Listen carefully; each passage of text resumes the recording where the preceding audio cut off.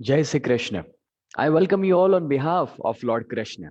ये हमारा छठा हफ्ता है कि जब हम भगवत गीता के प्रोग्राम को कंटिन्यूअसली कंडक्ट कर रहे हैं हर मंडे टू फ्राइडे सुबह 8:30 बजे। और मेरे लिए बहुत खुशी की बात है कि इतने सारे लोग हर सुबह लाइव हो जाते हैं और अपने दिन की शुरुआत इतनी ज्यादा पॉजिटिविटी से करते हैं। पिछले कुछ एपिसोड से हम यहाँ पर भगवत गीता की बातें कर रहे हैं और उसमें हमने अभी तक जाना कि भगवान ने क्यों कन्विंस किया अर्जुन को कि तुझे ये युद्ध करना जरूरी है। उन्होंने समझाया कि ये धर्म युद्ध है और धर्म पर विजय जरूरी है। मगर वो सारी बातों को मैंने आपको बहुत ज्यादा प्रैक्टिकली समझाया है और हमने 3 रास्तों की बातें करी। जो 3 रास्ते थे, सांख्य योग, कर्म योग, भक्ति योग। और अब आज मुझे बात करनी है ज्ञान योग। अगर आपने पीछे के एपिसोड्स को मिस किया है तो जरूर वो एपिसोड्स को देख लीजिएगा हमारे सोशल मीडिया पेज के ऊपर से। और आज ज्ञान योग, जब आप ये शब्द सुनते हैं तो उसी से पता चल जाता है द पाथ ऑफ नॉलेज, यानी कि ज्ञान का रास्ता।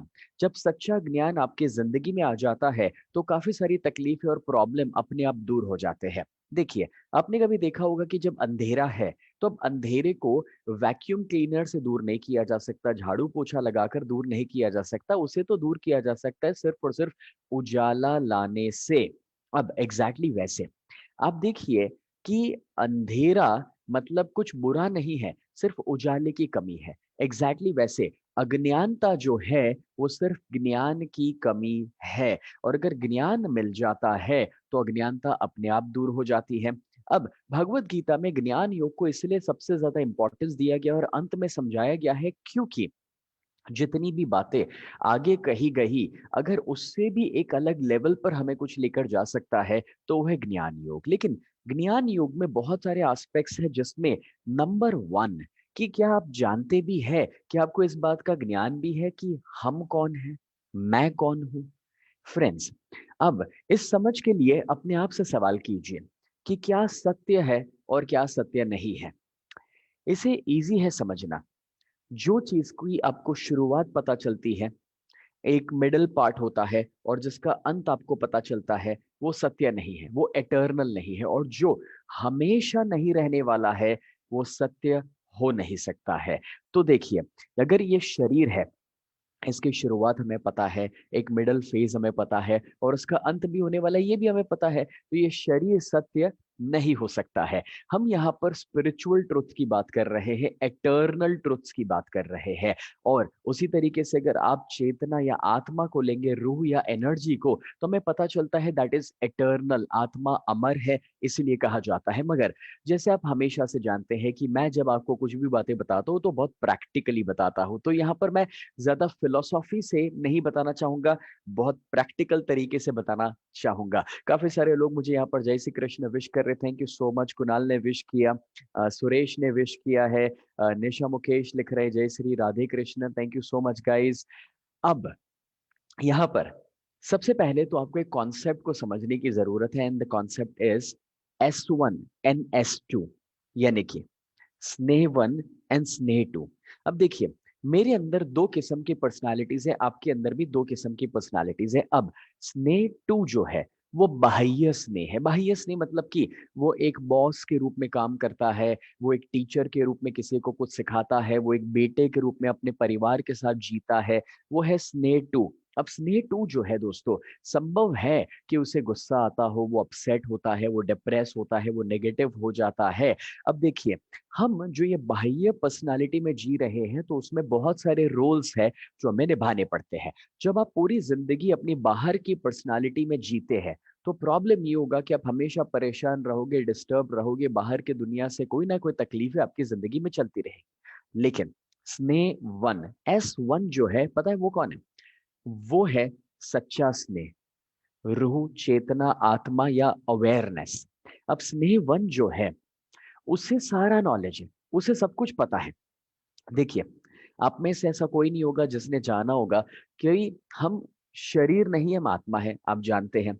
आपको ये भी पता है कि ईश्वर कण कण में मौजूद है, आपको ये भी पता है कि हम अमर है, आपको ये भी पता है कि भाई ये छोटी छोटी चीजें हमें डिस्टर्ब नहीं करनी चाहिए, क्योंकि हम एक स्पिरिचुअल बीइंग है और हमें इन चीजों से ऊपर उठ करके जिंदगी जीनी है। अब ये सारी समझ आपको है जो ज्ञान योग में भगवान ने दी, लेकिन प्रॉब्लम पता है क्या है, वो समझ जो है वो S1 में है। अब सवाल ये है कि वो S1 की पर्सनालिटी को हम कितने समय जगा पाते हैं।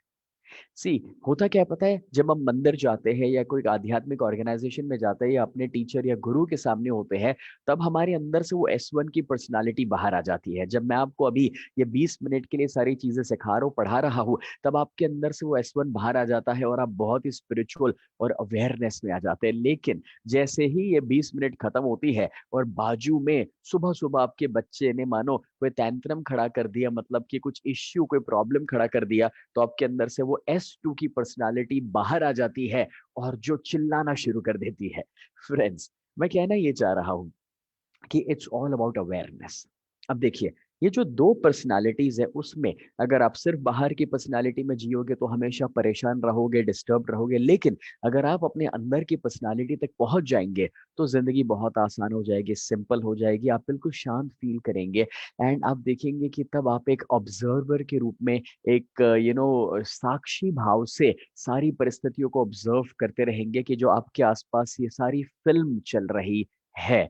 अब ये तो सच है कि हाँ भाई, ये जो जीवन हम जी रहे हैं वो एक फिल्म है जिसमें हमें एक्टिंग करने का रोल मिला। अब फिल्म के अंदर दोस्तों हीरो, विलन, प्यार, नफरत, लड़ाई, झगड़ा सब कुछ होता है, मगर वो सब कुछ एक फिल्म है।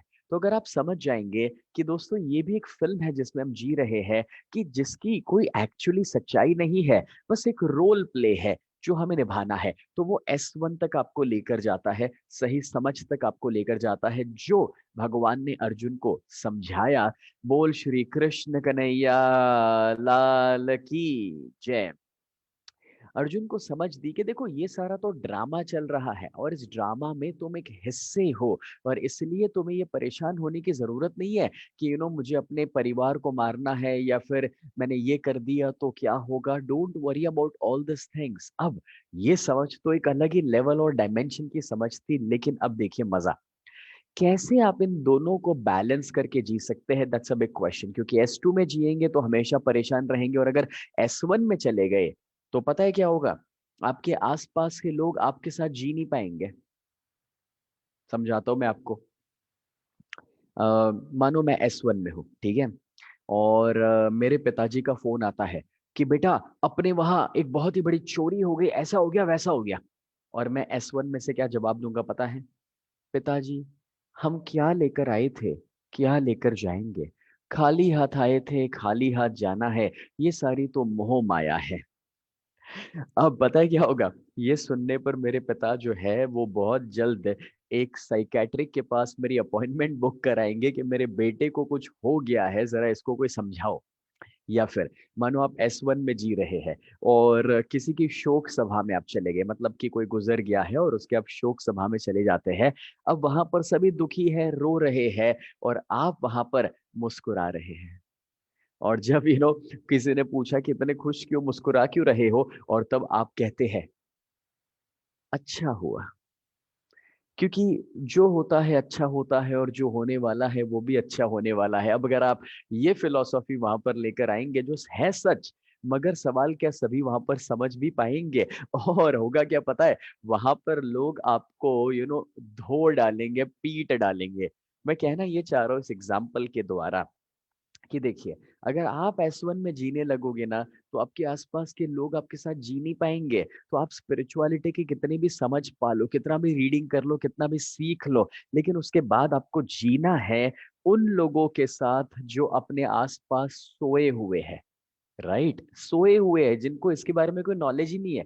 और इसीलिए आपको ये S1 और S2 दोनों पर्सनालिटीज को बैलेंस में रखना पड़ेगा। सी, यहाँ पर मैं देख सकता हूँ कि काफी सारे हैं जो हंस रहे हैं, but friends this is the fact. आपको नहीं लगता कि ये काफी सारी जगहों पर होता है? अब देखिए, तो करना क्या होगा, S1 और S2 को बैलेंस में लाना है। चले मैं आपको एग्जांपल देता हूँ। तो जब पिताजी का फोन आता है कि चोरी हो गया, तो मुझे S2 में आना पड़ेगा और क्या जवाब देना पड़ेगा? ओह ऐसा हो गया, बहुत बुरा हुआ, किसने किया? राइट, तो अगली बार हम ध्यान रखेंगे कट, और जब मैं फोन कट करूंगा तो वापस मैं S1 में आ जाऊंगा, और वो फोन कट होने के बाद S1 में जब मैं हूं तब मुझे पता है कि मेरा कुछ था ही नहीं, जो आज था वो कभी किसी और का होने ही वाला था। तो वहां पर मैं उस सब्जेक्ट के बारे में सोचना ही बंद कर दूंगा और दूसरे क्षण पर दोस्तों वापस अपना काम शुरू कर दूंगा, या जिस कार्य में मैं था वो कार्य करने लगूंगा। या फिर जब मैं किसी की शोक सभा में जाऊंगा तो वहां पर अगर कोई दुखी है, अपसेट है, तो मुझे सपोर्ट करना पड़ेगा। शायद उनके साथ में रो भी पड़ूं सपोर्ट देने के लिए और उनको समझाने के लिए कि चिंता ना कीजिए, सब ठीक हो जाएगा। और फिर जब मैं वहां से बाहर निकलूं तब वापस मैं S1 में आ जाऊं, जब मुझे पता है कि ये सारा एक खेल चल रहा है। लेकिन उस किस्से की वजह से मैं ना डिस्टर्ब हो जाऊंगा, ना इमोशनली अपसेट हो जाऊंगा, ना मेरे अंदर एक फीलिंग आएगा कि यार ये सब करके मैं क्या कर रहा हूँ, अगर अल्टीमेटली मुझे मर जाना है। वो डिप्रेशन भी मेरे अंदर नहीं आने वाला है, बिकॉज ये एक समझ है, एक सच का बोध है। कितने लोग अग्री करते हैं इस बात को, कमेंट में लिखिए agree guys. Thank you so much. Pallavi जैसे यहाँ पर मुझे अप्रिशिएट कर रहे हैं कि एग्जाम्पल बहुत उनको अच्छा लगा। तो श्रद्धा जी ने लिखा है कि हाँ भाई S1 S2 दोनों की रिक्वायरमेंट है। Absolutely my dear friends, you always have to balance. देखिए, अब मैंने आपको यहाँ जो भी सिखाया है, अगर आप totally word to word follow करना शुरू कर देंगे तो आपके आसपास के लोग सही में आपके साथ रह नहीं पाएंगे। अगर मेरी बात कर लूं, अगर मैं वो सारी चीजों की तरह जो आपको बता रहा हूँ वो जीने लगूं, तो मैं आपके साथ ये नॉलेज शेयर नहीं करूंगा। मैं जाके कहीं हिमालय में बैठ जाऊंगा अपने S1 की जर्नी के लिए। मगर अगर आप इस संसार में रहना चाहते हैं, सभी को सपोर्ट करके आगे बढ़ना चाहते हैं, अपने रोल्स रिस्पॉन्सिबिलिटी को निभाना चाहते हैं, तो S1 और S2 को बैलेंस में रखना पड़ेगा। अब जैसे एक S1 की पर्सनालिटी का एग्जाम्पल और दे दूं आपको, बड़ी हंसी आने वाली है।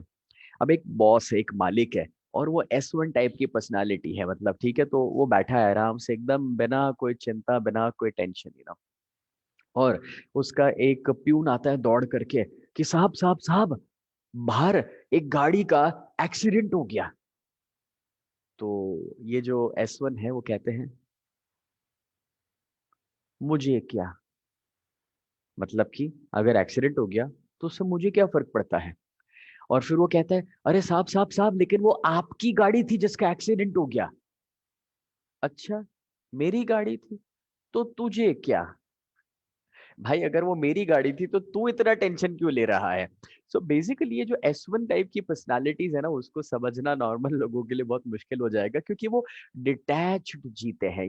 वो एक साक्षी भाव से बस परिस्थितियों को देखते रहते हैं, वो कभी डिस्टर्ब नहीं होते, हमेशा शांत और पॉजिटिव रहते हैं। तो अब यहाँ पर देखिए, आज मैं ना आपको काफी सारे रास्ते देना चाहता हूँ, प्रैक्टिकल तरीके देना चाहता हूँ कि आप अपने आप को S1 तक लेकर जा सकते हैं और प्रैक्टिकली इस नॉलेज को अपना सकते हैं। कि आप सीखना चाहेंगे, कमेंट में लिखिए यस, तो मैं आपको बताना शुरू करता हूँ। दोस्तों, number 1, witness at all the time, मतलब कि हमेशा साक्षी भाव से हर एक परिस्थितियों को देखते रहिए, उसके साथ जुड़ मत जाइए, अटैच मत हो जाइए, बस ऑब्जर्व कीजिए कि आसपास क्या हो रहा है, एक थर्ड पर्सन बन करके। कमेंट में ये पॉइंट लिखते जाइएगा, क्योंकि मैं 6 पॉइंट सिखा रहा हूं। तो पहला था be a witness all the time. दूसरा पॉइंट, पॉज एंड ऑब्जर्व, मतलब कि काफी बार आप कुछ काम कर रहे हैं, लेकिन आपको जैसे ही ब्रेक मिल जाए तो उस ब्रेक में 2 मिनट व्हाट्सएप करने से बेहतर होगा कि आप थोड़ा सा पॉज हो जाए, रुक जाइए, और वो हल्के से पॉज में ऑब्जर्व कीजिए कि आपके माइंड में क्या दौड़ रहा है, और जो दौड़ रहा है उसे शांत कर दीजिए। और ये कभी भी कर सकते हैं, मानो आप खाना खाने के लिए बैठे हैं और 1 मिनट की देरी है खाना सर्व होने में, तो वो 1 मिनट कर लीजिए। आप सोने के लिए गए और आपको पता है कि अभी आंख लगने में, नींद आने में थोड़ी वक्त लगने वाली है, तो वहां पर 5 मिनट के लिए कर लीजिए। कभी भी आपको थोड़ा सा गैप मिल जाता है, पॉज एंड ऑब्जर्व कि आपके माइंड में क्या हो रहा है। तीसरा, एक मेडिटेशन के अंदर आप प्रैक्टिस कर सकते हैं कि जब भी आप मेडिटेशन करें ना, तो ऑब्जर्व कीजिए कि आपके अंदर क्या थॉट्स चल रहे हैं। तो कभी भी कोई भी थॉट्स आ रहे, बस देखते जाओ उस थॉट्स को रोकने की जरूरत नहीं है, बस देखो। और जैसे अवेयर हो जाओगे ना कि मुझे विचार आ रहे हैं, अपने आप विचार दूर हो जाते हैं। तो जस्ट ऑब्जर्व। चौथा रास्ता मैं आपको देना चाहूंगा, एंड दैट इज, ये जो भी विचार आ रहे हैं उसे सेल्फ इंक्वायरी में भी डालो। मतलब कि फॉर एग्जाम्पल, अगर कोई आपने ऑब्जर्व किया कि ये वाला विचार मुझे बहुत ज्यादा परेशान कर रहा है, बहुत बार बीच में आ रहा है, डिस्टर्ब कर रहा है, सो क्या करना है बताए, पूछो सवाल, ये विचार क्यों आ रहे हैं, पूरे दिन में हुआ क्या जिस वजह से ये ख्याल आ रहा है। अच्छा, उसने मुझे ये कह दिया था, वो किस्सा हो गया था, इसलिए मेरे दिमाग में ये चल रहा है। अच्छा कल ये मुझे करने को जाना है और इसलिए मैं सोच में पड़ गया हूँ कि वो मैं कर पाऊंगा नहीं कर पाऊंगा, उसमें क्या होने वाला है, राइट? सो जस्ट ऑब्जर्व और फिर अपने आप को उस किस्से से जो हो चुका है या जो होने वाला है उससे डिटैच कर लो कि भाई मैं वो नहीं हूँ, वो मेरे सिर्फ एक जिंदगी का एक छोटा सा हिस्सा था, एक सीन था उस फिल्म का। फिल्म खत्म हो गई है, सीन खत्म हो गया है, मुझे उससे बाहर निकल जाना है। मैं जानता हूँ दोस्तों कि ये सुनने जितना आसान नहीं है, मगर अगर आप लोग इतने वक्त तक ये स्पिरिचुअल कॉन्सेप्ट के साथ कनेक्टेड है और आप अपने आप को अपग्रेड करने के लिए ही आज ये सुन रहे हैं, तो पक्की बात है कि ये नामुमकिन भी नहीं है। कहीं ना कहीं अगर आप अपने अंदर ये प्रैक्टिस लेकर आएंगे तो आपके लिए आसान होने वाला है। दो और चीजें हैं जो आपके साथ में शेयर करना चाहता हूँ, मगर मैं जरूर कहूंगा दोस्तों कि अगर आज की ये बातें आपको अच्छी लग रही है तो जरूर वीडियो को लाइक कीजिए और शेयर कर दीजिए। देखिए मैंने काफी बार ऑब्जर्व किया है कि लोग कॉमेडी वीडियो शेयर कर लेते हैं या फिर कोई ग्लैमरस वीडियो शेयर कर लेंगे, बॉलीवुड के रेफरेंस में कुछ है शेयर कर लेंगे, क्रिकेट में विराट कोहली के अच्छे शॉट को शेयर कर लेंगे।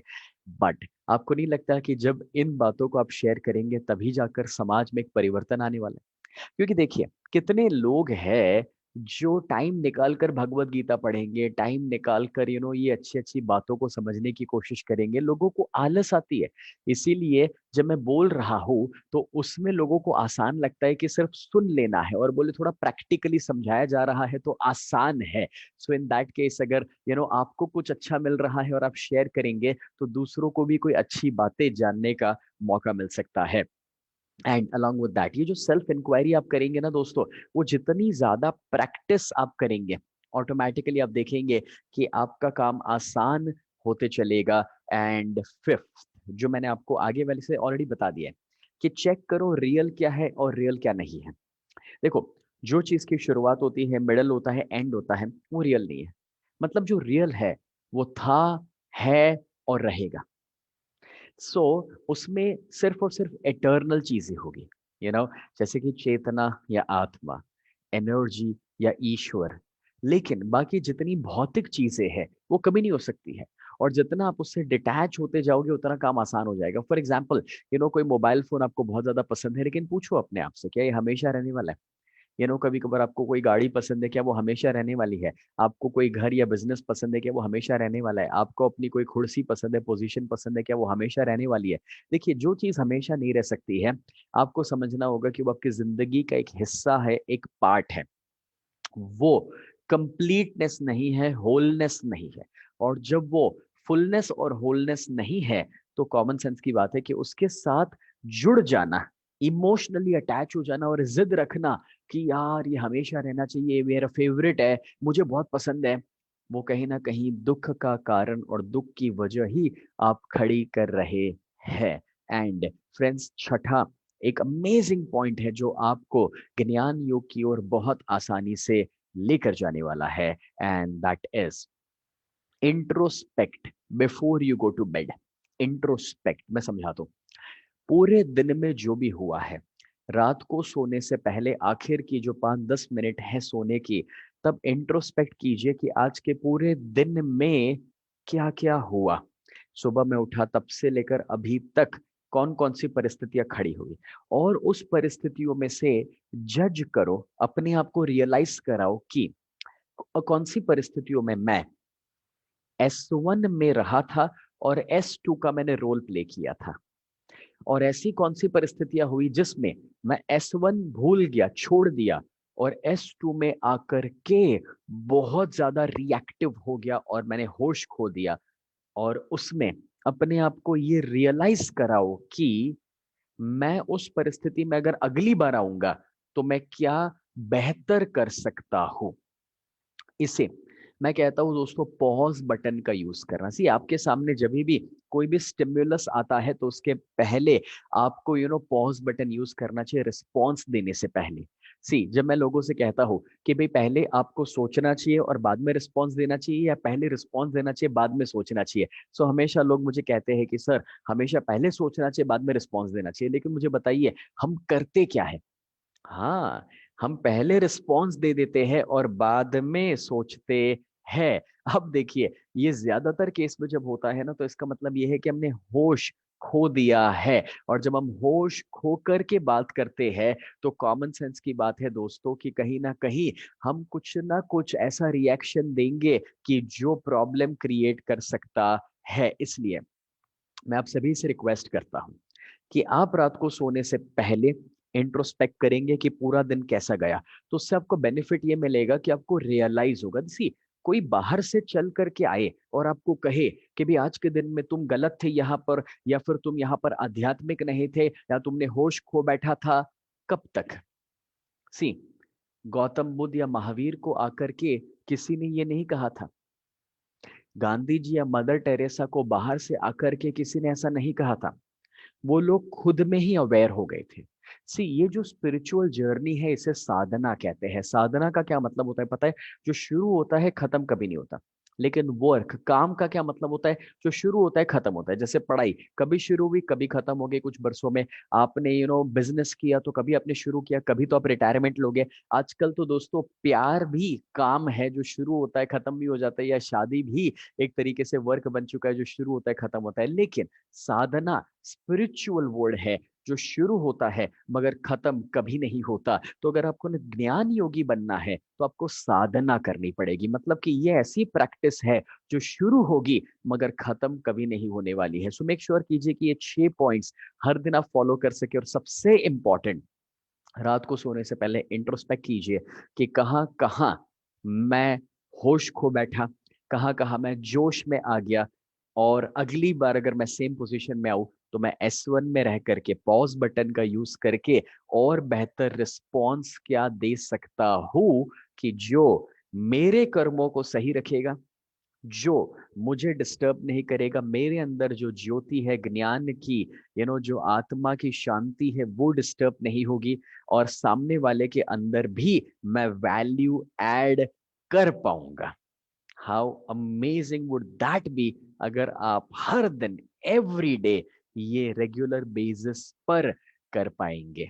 दोस्तों मैं बताना चाहता हूं कि आज आपने जो कुछ भी सीखा है ना उसे एक स्टेप हम और ज्यादा आगे लेकर चलने वाले हैं कल।